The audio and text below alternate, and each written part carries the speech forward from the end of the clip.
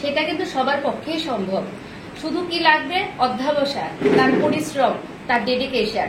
এখানে অনেক স্টুডেন্টে আমি পড়াই, পড়ার পর কি হয় যে অনেক সময় আমি এটা দেখছি, কয়েক মাস পড়ার পর ওরা আমাকে প্রথম একটা ইস্যু দেয়, ম্যাম ফিনান্সিয়াল ইস্যু, আমি কয়েকটা মাস ব্রেক নিতে চাই।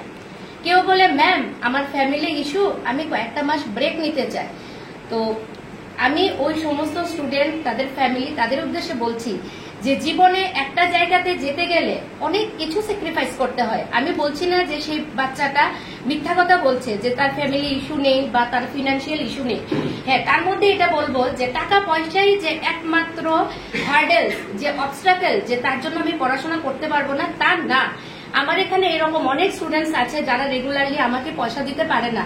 আমি কোনোদিন ওদেরকে বলি না, এখানেই আছে, আমার সামনেই আছে 4-5 জন। আমি ওদেরকে কখনো বলিনি যে পয়সার জন্য তোরা পড়া বন্ধ কর।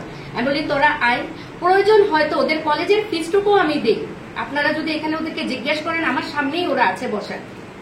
তো ওইটা কোনো ম্যাটার না, পয়সাটা ওইটা কোনো ম্যাটার না। বা রাজীবও আছে স্বয়ং এখানে, ও কিন্তু এটার মানে কি বলবো সাক্ষী দিতে পারবে যে পয়সার জন্য ম্যাডাম কোনোদিনও বলেনি যে আমি চাই ভালো একটা মানুষ গড়ুক, ভালো একটা জায়গাতে ওরা দাঁড়াক।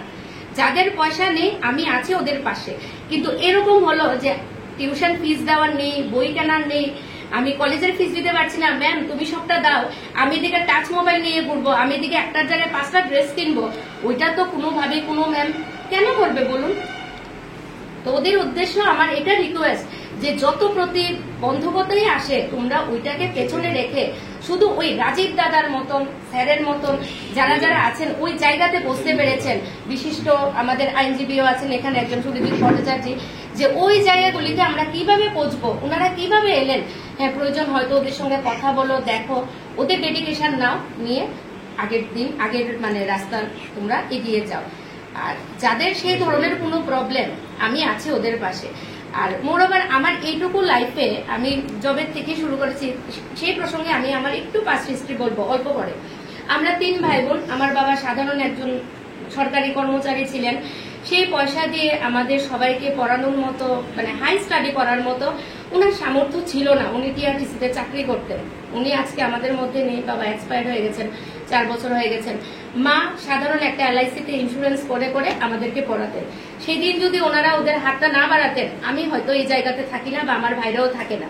হয়তো আজকে আমি কারোর বাড়িতে কাজ করতাম, যদি তাই নাই হতো একটা অটোওয়ালা, মানে এরকম ধরনের সাধারণ ঘরে। কোনো কাজ ছোট বড় না, কিন্তু আমিও কাজ করছি, ওনারাও কাজ করছেন, সব কাজ সমান। হয়তো বা আমার লাইফটা ওইদিকে যেত, আমি আজকে 5 জনকে গাইড করতে পারতাম না। সেই জায়গা থেকেও কিন্তু ডেডিকেশন ওইটাই ছিল যে না, জীবনে আমাকে এগোতে হবে। আমি প্রথম ল পাস করার পর রেজাল্ট হয়েছে আমার ফেব্রুয়ারিতে, আমি মার্চ নাগাদ টিপিএসসি থেকে আন্ডার সেক্রেটারি ল রিটেন ক্লিয়ার করি। তারপর 2 বার আমি টিজিএস, ত্রিপুরা জুডিশিয়াল সার্ভিস, যেটা টিপিএসসি কন্ডাক্ট করে, ওইখানে আমি 1-2 নাম্বারের জন্য আমার হয়নি। আর যেটা ওই বড় কথা ছিল যে হ্যাঁ ফিনান্সিয়াল ক্রাইসিস, ওটা তো ছিল আমার লাইফেও। আমার 2 ভাই, ওরাও বাইরে পড়তো, একজন ইঞ্জিনিয়ার, একজন ওই কলকাতা গোয়েঙ্কা কলেজে পড়তো, আমিও শিলং থেকে আমার ল করা। তো এই সামান্য পয়সা দিয়ে 3 জনকে চালানো, এটা মানে অসাধ্যর উপরে অসাধ্য ছিল। আমাদের লাইফে যেটা ছিল, একটা আস্থা রসগোল্লা আমরা 3 ভাই বোন ছোটবেলায় একটা সময় অবধি খেতে পারিনি। মনে অনেক আশা ছিল একটা রসগোল্লা খাবো। আমার ভাই আমার মাকে বলেছে, মা সবাই তো এক একদিন এক একটা ড্রেস পরে আসে, আমি তো একটা প্যান্ট পরে যাই, তাও চেনটা আমার ছেঁড়া। হ্যাঁ, তো মা বলেছে ঠিক আছে তুমি একটা টিউশন ছেড়ে দাও, আমি ওই টিউশনের পয়সা দিয়ে তোমাকে প্রত্যেক মাসে একটা প্যান্ট দেবো। তো ভাই বলছে না, ওইটা তো আমার পড়াশোনা করতে লাগবে। তো পয়সা ঠিক আছে বাধা না, করতে চাইলে কে আছে না আছে জানি না, আমি আছি। যাদের নেই আমি আছি ওদের জন্য। কিন্তু হ্যাঁ, বিনিময়ে আমার কাছেও একটা কমিটমেন্ট দিতে হবে যে আমার কথা ওরা শুনবে। আমার কথা শোনা মানে এটা না আমার ঘরে কাজ করা, আমার ব্যাগ বহন করা, আমি কাউকে দিয়ে এগুলি করাই না। আমার জন্য কেউ একটা কাজ করলে তার বিনিময়ের পারিশ্রমিকটাও আমি দিই। তোমরা শুধু পড়াশোনা দিয়ে আমাকে সন্তুষ্ট করো। সন্তুষ্ট কিসের জন্য করা? এরকম একটা সিট পাওয়ার জন্য। রাজীব পেয়েছে, সত্যি কথা বলতে কি জীবনে আমি ওই জায়গাতে যেতে পারিনি, এই জীবনে তো আর যেতে পারবো না, কারণ এখন আমি ওভারএজ। তারপর থেকে আমার মনে মনে এটা ছিল যে আমি কোনো না কোনো দিন এরকম একটা ইনস্টিটিউট করব, যেখান থেকে আমি বাচ্চারা বেরোবে, যাদের মধ্যে আমি বেঁচে থাকবো। আমার বাচ্চা কিন্তু এখন ওদের মধ্যে। রাজীব হয়েছে মানে কি, আমি ভাবছি যে আমি আছি ওই জায়গাতে, আর কিছু না। তো সবাইকে আমার এটাই অনুরোধ যে তোমরা লাইফে ব্রেক নেওয়া, ফিনান্সিয়াল ক্রাইসিস এগুলি বন্ধ করো, লাইফে এগো।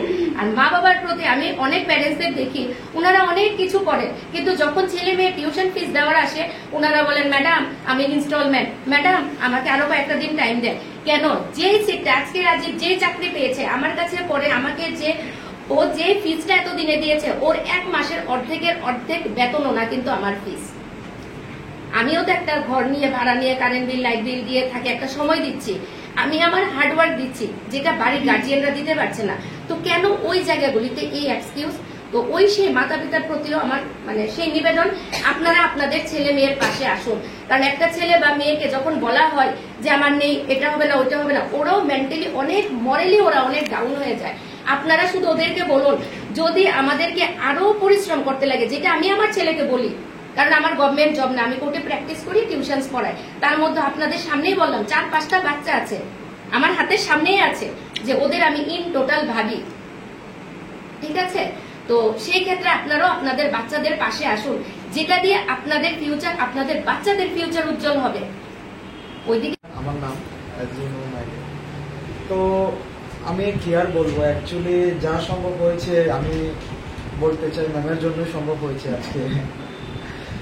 কারণ আমি অনেক অ্যাটেম্প দিয়েছি, this was my 4th attempt. তো বাকি অ্যাটেম্পগুলো আমি সেই ধরনের গাইড পাইনি, মেন্টরশিপ পাইনি। আই ওয়াজ লুকিং ফর, তো দিল্লিতে তো ছিল কোচিং সেন্টার, দেয়ার কোচিং সেন্টার দিল্লি, কিন্তু অনেক টাকা পয়সার প্রয়োজন, আর সাবসিকুয়েন্টলি নিজেরও ইনকাম কিছু করতে হয়, otherwise how to manage expenditure. আপনারা অবশ্যই জানেন আমি তো আগরতলা থেকে নয়, র্যান্ট দিয়ে থাকি, পার মান্থ আমার 10,000 টাকা প্রয়োজন, তো ওটাও আমার করতে হয়, অ্যারেঞ্জ করতে হয়। তো আমি I have been attached with this institution with Ma'am Deepa Ma'am for last 1.5 years. So I'm glad actually. তো আমি একজন মেন্টর টিচার নয় শুধু, I cannot have specific word to express যে কাকে পেয়েছি। তো sometimes we do not have words to express something, এটাই আপনারা বুঝুন যে অ্যাকচুয়ালি। তো আমি যখন পেলাম যে ম্যামকে কানেকশন একটা পেয়েছি, একটা হোয়াটসঅ্যাপ গ্রুপ, আমার ফ্রেন্ড শেয়ার করেছে যে এমন এমন ইনস্টিটিউশন ল রেসপেক্টিভ।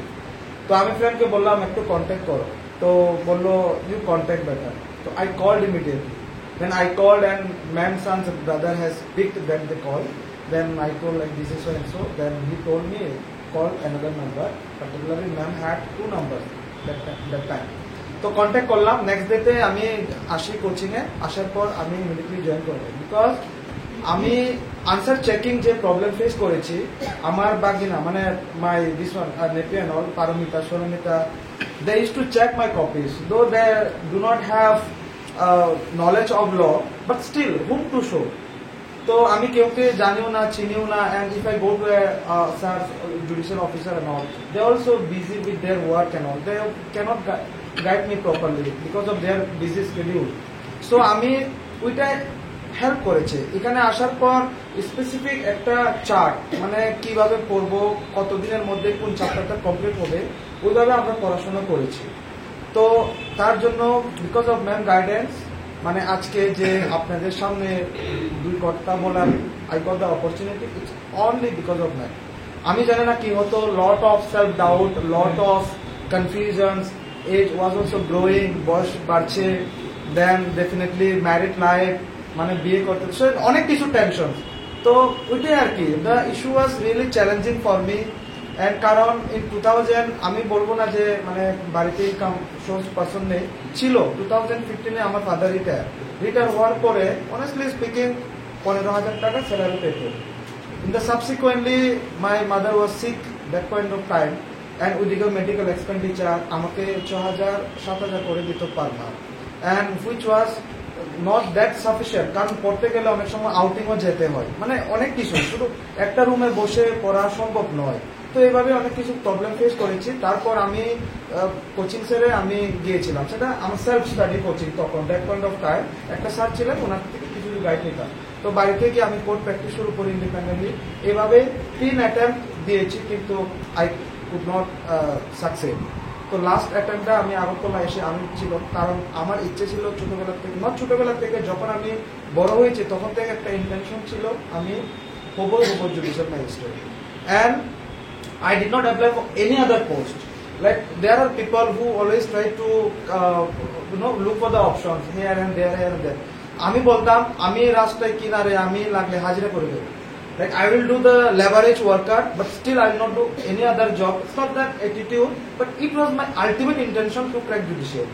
তো এবার নাও হতো ইমিডিয়েটলি আবার আমি কোচিং জয়েন করতাম। তো ইট ওয়াজ স্যাড, মানে না হলে কত পেইনফুল হয়, কারণ গতবারে আমার অলমোস্ট ক্লিয়ার করেছি শুধু বেঙ্গলির জন্য, কারণ new subject has been introduce in Tripura judicial service translation and all, it was very tough.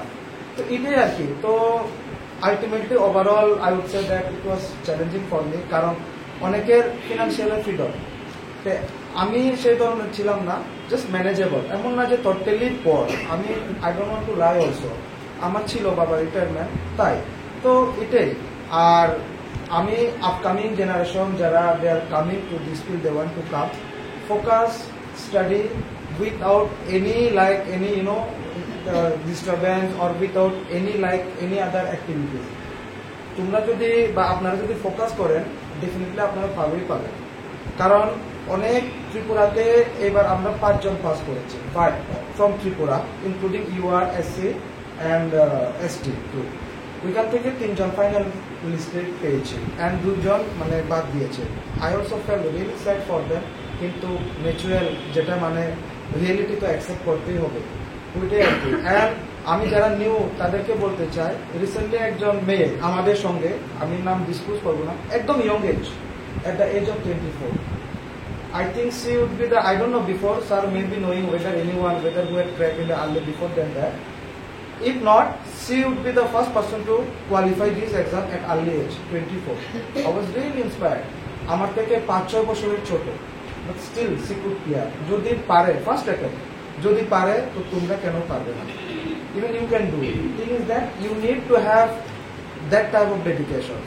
সম্ভব, এমন কিচ্ছু নেই। This is not a rocket science. Tough? No, it's not necessary, because there are many subjects to study. We have overall 11 subjects, 500 papers, because one subject has 4 subjects, criminal and law. So all together, and we have to go thoroughly. Not like a subject থেকে বেশি আসবে, ওই সাবজেক্টে কম আসবে, nothing like that. We get all 25 each from each subject, like in a one paper 1, law paper 3.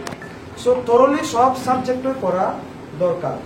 তো therefore মানে I once again thanks to ma'am from my bottom of heart, কারণ ma'am অনেক গাইড দিয়েছে আমাকে time to time, ঠিক আছে। তো আপনারাও ভালোভাবে পড়াশোনা করুন, যারা আমার ছোট